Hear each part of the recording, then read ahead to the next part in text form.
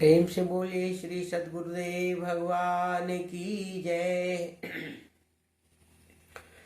ध्यान मूलम गुरुमूर्ति पूजा मूलम गुरुं पादुका मंत्र मूलम गुरुर्वाक्यम मोक्ष मूलम गुरुं कृपा। बंदौ गुरुपद कंज कृपा सिंधु नररूप हरि महामोहतं पुंज जासु वचन रवि करनी कर। बोले श्री आनंद कंद भगवान की जय। प्रेमी सज्जनों, हरि बोल यूट्यूब चैनल के माध्यम से श्री गुरु महाराज जी के चरण कमलों की कृपा से पिछली कड़ी में मैंने आपको नाम की महिमा के आधार पर अपने विचार रखे थे।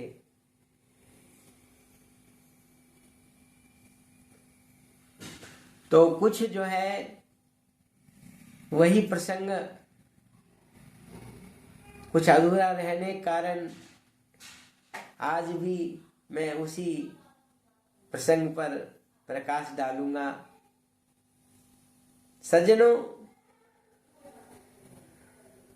नाम की महिमा के बारे में संतों का मत है। कहते हैं भाई, जितने भी हमारे पूज्य देवी देवता हैं, जिनका हम अर्चन करते हैं, पूजन करते हैं, वंदन करते हैं, वे सभी नाम के लेने से ही महान हुए हैं। मानस में संत शिरोमणि तुलसीदास जी लिखते हैं, महिमा जासु जानि गण राऊ प्रथम पूजियत नाम प्रभाऊ। कहते महिमा जासु जान गण राऊ।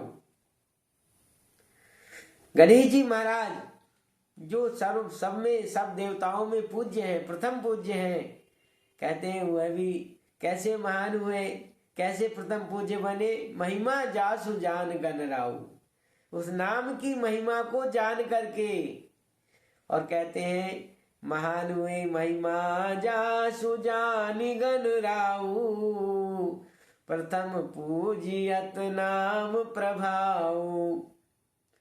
जब सभी देवी देवता पृथ्वी की परिक्रमा लगाने के लिए अपने अपने वाहनों पर निकल गए और गणेश जी महाराज अपने मूषक के साथ में जब चले तो वो बहुत पीछे रह गए और उन्हें ये चिंता सताने लगी कि वे प्रथम पूज्य नहीं बन सकेंगे, क्योंकि सब देवताओं के जो वाहन थे वो तो अति वेग से चलने वाले थे।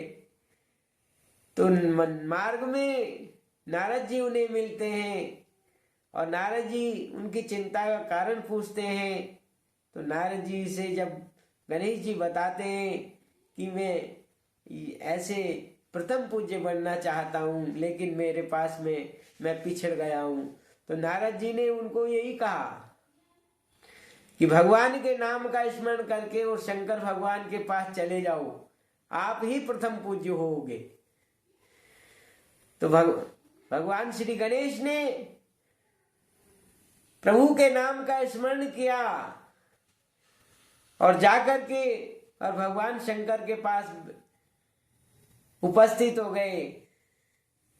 भगवान शंकर ने देखा कि गणेश तो परिक्रमा करके आ गए हैं।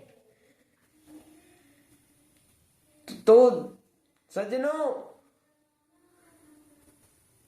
और गणेश जी महाराज वहां जो है कहते हैं नाम स्मरण करने लगे। सब देवता जब परिक्रमा करके आ गए तो गणेश जी महाराज वहां प्रथम बैठे मिले, पूज्य बैठे मिले। भगवान शंकर ने ध्यान करके और देखा तो कहते हैं नाम ही तो है अखंड त्रिभुवन सब लोगों को बनाने वाला है। और जिसने उसकी परिक्रमा कर ली, उसी का स्मरण कर लिया, नाम का ही जिसने यजन कर लिया, पूजन कर लिया, तो भाई उसने सब कुछ कर लिया, उसकी परिक्रमा पूरी हो गई और उन्हें उसे प्रथम पूज्य घोषित कर दिया गया। इसी प्रकार से कहते माँ जगदम्बा भवानी भी सहस्त्र नाम का पाठ करती थी। भगवान शंकर से बोली कि खाना तैयार है, खाना प्रसाद तैयार है, प्रसाद पाओ। भगवान शंकर कहने लगे कि आप भी आ जाओ, खाना खाओ, आप भी साथ ही खाओ। तो माता भवानी कहने लगी मैं तो अभी सहस्त्र नाम का पाठ करती हूँ और सहस्त्र नाम का पाठ करके ही भोजन लूंगी। तो सज्जनों, शंकर भगवान कहने लगे कि एक नाम ऐसा भी है जो सहस्त्र नाम के बराबर एक है। राम रामेति रामेति रमे रामो मनोरमे सहस्त्र नामम तैतुल्यम राम नाम वरानने। हे वरानने, हे सुमुखी पार्वती, वो जो राम का जो नाम है, जो सब में रमन करने वाला है, उसका एक नाम ऐसा भी है जो हजारों नामों के बराबर एक। सहस्त्र नामम तैतुल्यम राम नाम वरानने। वो जो नाम का जो नाम है वह सबके सब अन्य नामों के बराबर, हजारों नामों के बराबर एक होता है। इसलिए सज्जनों, इसलिए मानस में तुलसीदास जी लिखते हैं सहस नाम सम सुनि शिव बानी जपहि जाय पिय संग भवानी। भगवान शंकर ने माता पार्वती को वहां अमरनाथ में ले जा करके और अमर कथा का श्रवण कराया, उस नाम का ज्ञान कराया।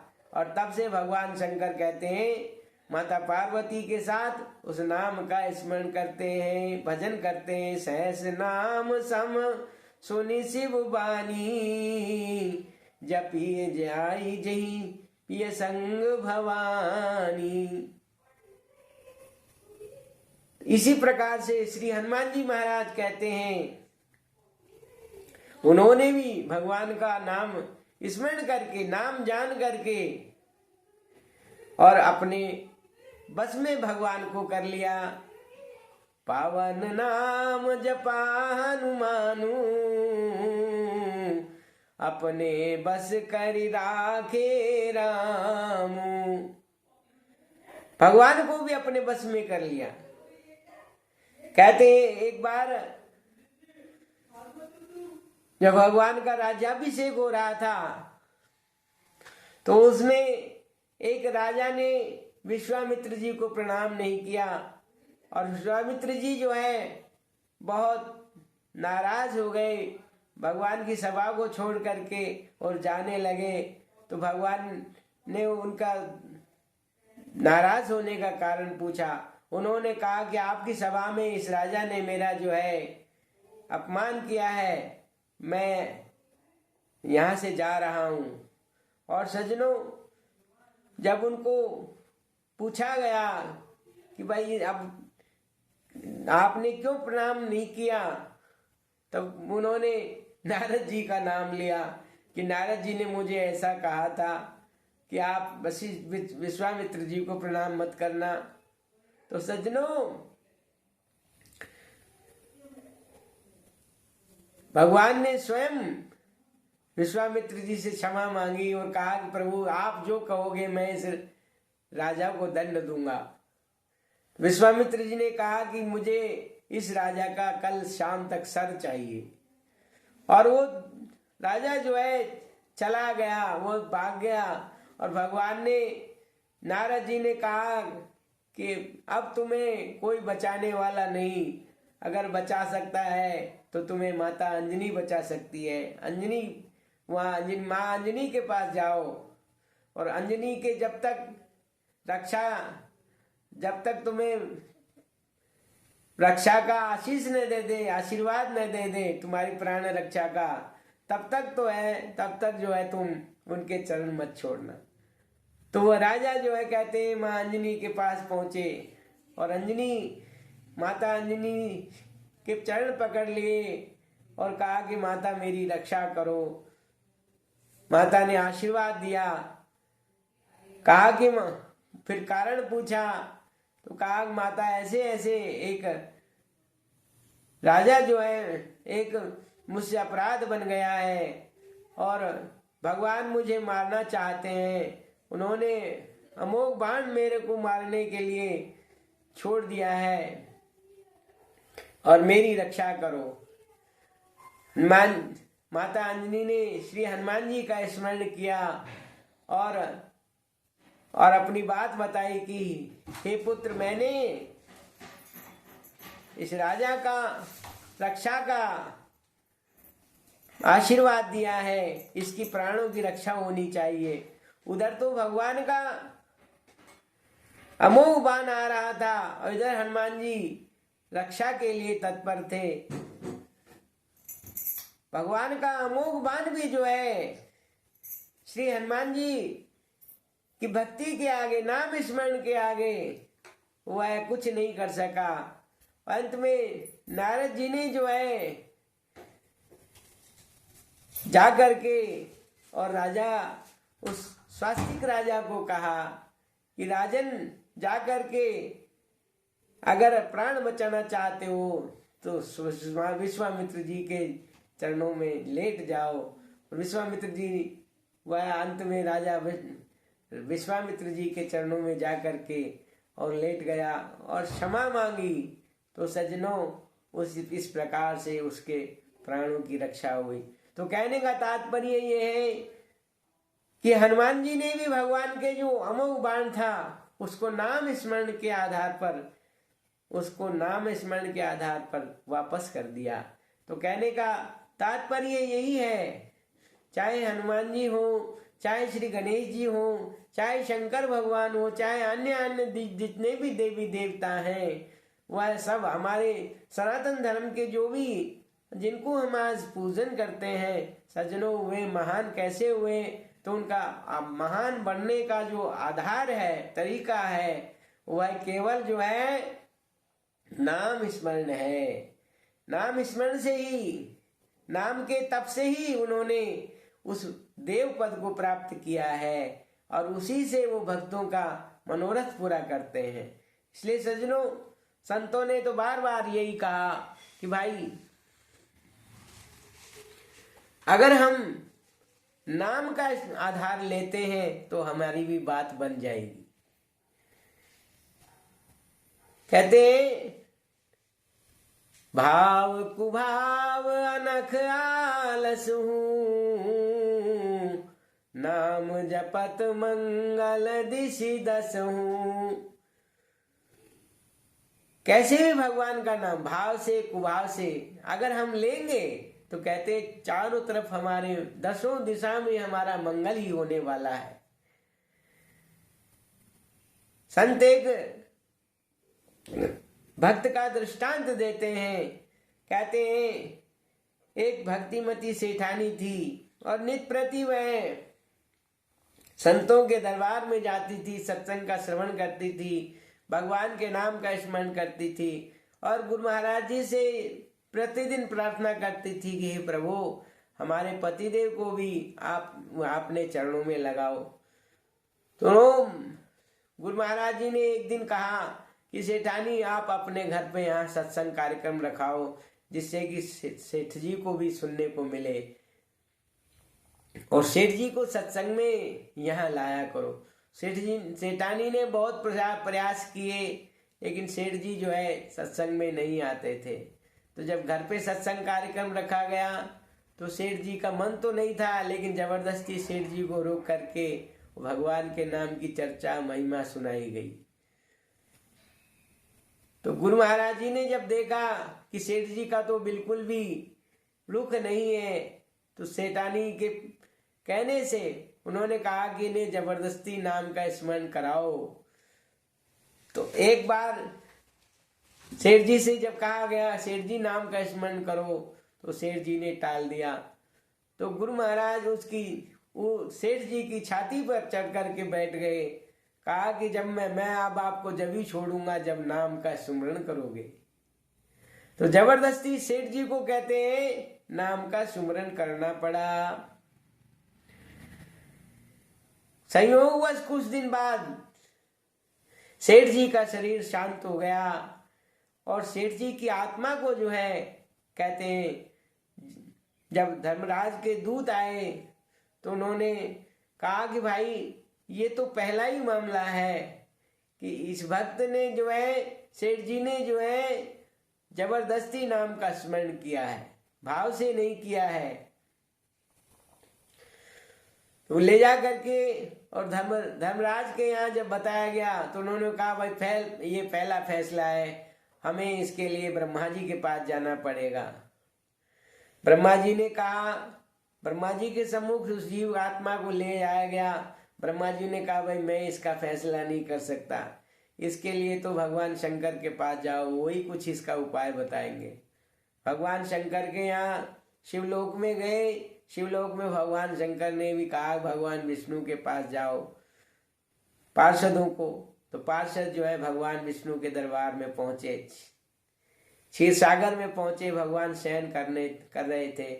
पार्षदों से भगवान ने पूछा भाई कैसे आगमन हुआ।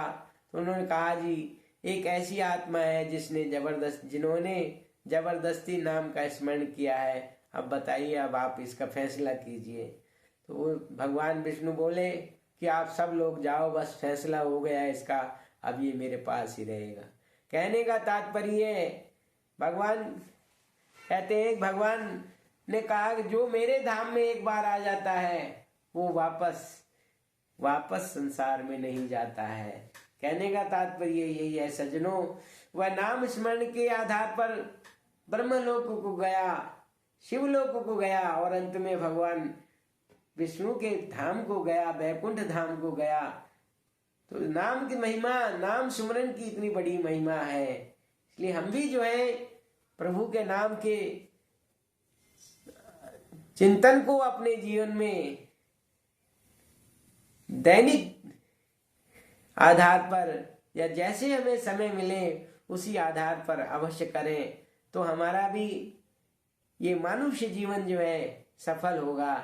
इसलिए संतों ने बार बार कहा तेरो जन्म सफल हो जाए, हरि का नाम सुमर प्यारे। नाम सुमर प्यारे, हरि का नाम सुमर प्यारे, तेरो जन्म मरण मिट जाए, हरि का नाम सुमर प्यारे। बूढ़ा होकर घर में सोकर सुने वचन खारे, बूढ़ा होकर घर में सोकर सुने वचन खारे। दुर्बल काया रोग सताया, तृष्णा तन जारे, तेरो जन्म मरण मिट जाए, हरि का नाम सुमर प्यारे।